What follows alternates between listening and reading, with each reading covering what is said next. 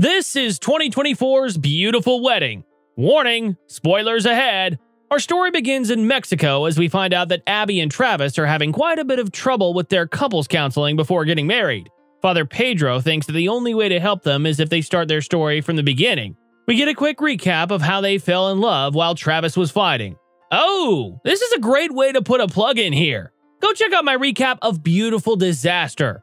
Long story short, Abby thought Travis was a player and they had to make a bet where they stayed with each other for a month. In the end, Abby fell for his charming personality and they are trying to figure out what went wrong.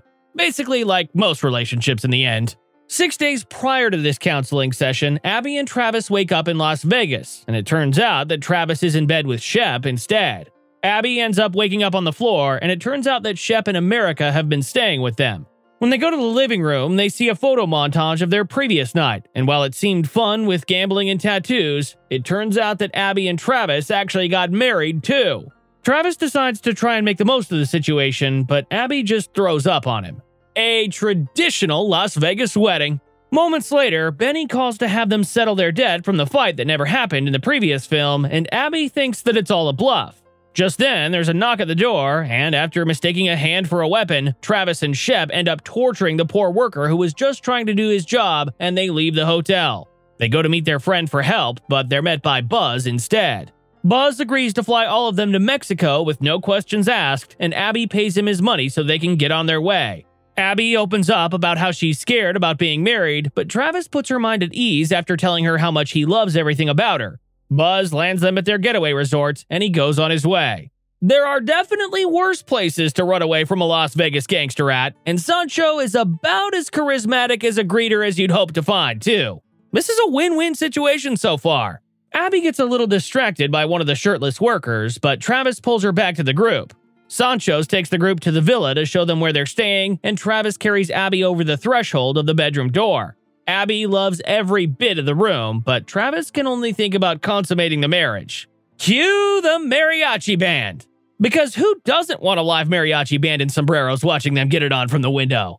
They decide not to go all the way since they forgot to bring anything to protect themselves, but that only lasts so long before they throw that decision out the window. Abby makes him ask Shepley for some help, but it looks like he's run out as well.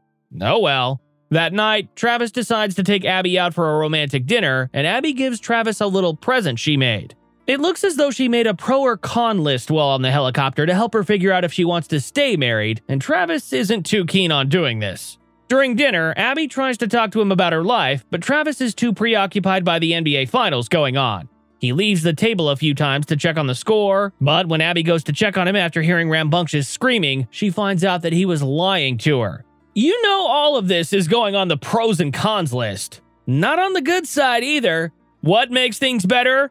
Waking up to a mariachi band, of course. I'm beginning to grow accustomed to mariachi bands already. I don't think I've seen one this many times in such a short amount of time. Abby and Travis have a magical 2 days at the villa, and it seems as though he's making up for the really bad first nights. On the second night, the group gets reined in, and when the power shuts off, they all decide to play Twister and do battery-powered karaoke. During charades, Travis and Abby find out they have different plans for the future, and it makes them question how they're going to get this done. Abby excuses herself to the pool, and Travis tries to talk to her about how they can compromise. He agrees that they can move to Paris instead of worrying about his side of things, but when the next day comes around, things get even worse. Abby is hanging out with the worker Miguel. But if anything is going to get Miguel to go back to work, it's having your towel drop so that he can see what he's working against. Miguel definitely doesn't think he can compete, though. That's comforting. The group head to the beach to enjoy themselves, but here Travis is the star of the show when he speaks Spanish. He tries to swear that he's not responsible for the topless beach, and when Abby decides to join in the fun, Travis ends up fighting every dude on the beach. He and Abby end up getting arrested. Back in Las Vegas, Benny catches wind of Abby and Travis's mugshots, and he hops on a plane for Mexico. Meanwhile, Sancho's posts their bail, and Abby runs away from Travis once she's free. Miguel chases after her, and while they're having a nice evening in the town, America is letting Travis know that he's being suffocating and needs to stop unless he really wants Abby to run away for good. Hey, what do you know? I guess Miguel is actually Father Pedro in training. That's a cool way to wrap things around. He should have some extensive knowledge about Abby and Travis's hijinks in Mexico so far. Abby admits that she never saw that coming, and Miguel decides to bring her to the church to open up. Meanwhile, Travis and America actually sit down to talk to each other for the first time ever, and they open up about how they know Abby and all their memories. America admits that she is who she is because of Abby, and she warns him that he can't solve her. He just needs to be there for her in ways that help her instead. Suddenly, Shep falls from the sky, and it turns out that he's even clingier than Travis as he was spying on their conversation. Eventually, Miguel brings Abby back to the villa, and he tells her that he feels like their marriage is really worth fighting for. Of course, if Abby tells that to Travis, he's not going to believe a bit of it. But at least she's got the knowledge about Miguel now. Abby goes to talk to Travis, and he apologizes for his behavior lately. Abby admits that she has a bad habit of running from her problems, and she thinks that they really just need a break since their entire relationship has been nothing but a crazy, stressful situation of running. They decide to do some growing on their own, and Travis gets to have his bachelor party. He calls his brothers to meet the next day, and it turns out that Benny actually just landed as well. The brothers get to the villa moments later, and all of them head to the beach to enjoy some sun together. Apparently, some of Travis's brothers are desirable to some of the locals, and they like to show off as well. Meanwhile, America is definitely having trouble dealing with Shep, and she explains everything to him while in her sandcastle. It sucks that they're having these problems, but I'm more impressed with her sandcastle. I can't even get 3 spires to stay up on their own. Later on, the girls head to the spa for their quality time, and the guys head into town for some friendly competition. Abby and America end up sitting with another woman who is clearly having a hard time with her own relationship, and this woman, Vivian, starts influencing Abby on her own desires and routines. While Vivian is commandeering Abby's bachelorette party, Travis and his group go to a rooster fight in town. Abby heads to a fair in town to celebrate some more, and she heads to a luncha fight with America. Abby is clearly intoxicated because she hops in the ring with this little girl. Oh my god, this little luchadora just throat punched Abby. This little girl could turn pro any second. Luckily, Travis shows up just in time and gives her a few pointers. In the end, Abby kicks the little girl's butt, and Travis gets a little turned on in the process. That night, Travis is brought back to the villa, and it turns out that his brothers invited a lot of hot women to the villa. They warn him that he can't do anything with any of them, but obviously this part is for them. Meanwhile, Abby and America are drunk and talking about the marriage with Vivian. Back at the villa, Shep found a soft spot for the roosters at the fight and is trying to save them and keeping them in his room now. What he forgot about is the fact that these are fighting roosters. Shep's room turns into a nightmare of feathers, but the guests don't seem to notice it.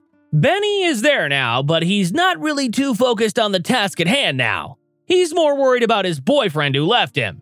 He's better off than Shep right now, though. Shep is trapped in his closet, and his mother is calling about pulling the plug on his grandmother. What kind of family is this? At the bachelor party, Travis is hit on by the topless women from the beach, but Travis plays his cards right. What he doesn't know is that one of the girls steals his phone. Oh my god! So there's a doctor student that Abby was trying to date in the first movie, and it turns out that Vivian is actually his mother. What small world is this? Of course, when she calls Travis drunkenly, the homewreckers answer the phone and make things worse. And now Abby is stumbling into Parker's room. I don't think Parker is going to take this very well. Abby tries to sneak some pictures of herself in Parker's bed, but all of them are really blurry. In the morning, Shep wakes up in the closet to the remaining roosters clucking in his room, and he looks out to find one of them holding him in the closet. After a while longer, he creeps out to see what's happened to his room, and it turns out that the roosters left messages on the wall. Travis uses someone else's phone to see if he can track the girls who took his phone, but when he has no luck with that, he decides to track Abby's phone. Just then, Abby and Parker have a really weird dream together, and when Travis finds out that this is in Parker's room, all hell breaks loose as Vivian and America join in as well. Back in the present, Abby admits that all of this was a stupid decision based on poor judgment, and she believes that Travis had nothing to do with the girls on his phone. That was definitely a crazy few days, though. I don't think too many people even experience half of that in 20 years. Abby and Travis try to see what Miguel thought was worth fighting for in the relationship, but when Travis walks away, Abby does too. Abby calls America to let her know that she's going to wander on her own for a bit, and America tells Abby that Shep isn't the one for her. Just then, Abby spots Benny in the town, and she follows him from the town. She follows him to a gated property and she attacks him out of nowhere. Benny tries to tell him that he's not there for her, but she's not trusting him. When all's said and done, Abby finds out that Benny is trying to get his man back, and they both apologize to each other for messing each other up. Benny opens up about how he's been trying to get Darius back, but when he finds out that Abby is leaving Travis, he thinks that she's stupid. He tells her that this is a once-in-a-lifetime experience and love that she'll never find again. Better yet, Travis's brothers are giving him the same speech, but he's got 4 different mouths telling him the same thing in 4 different ways.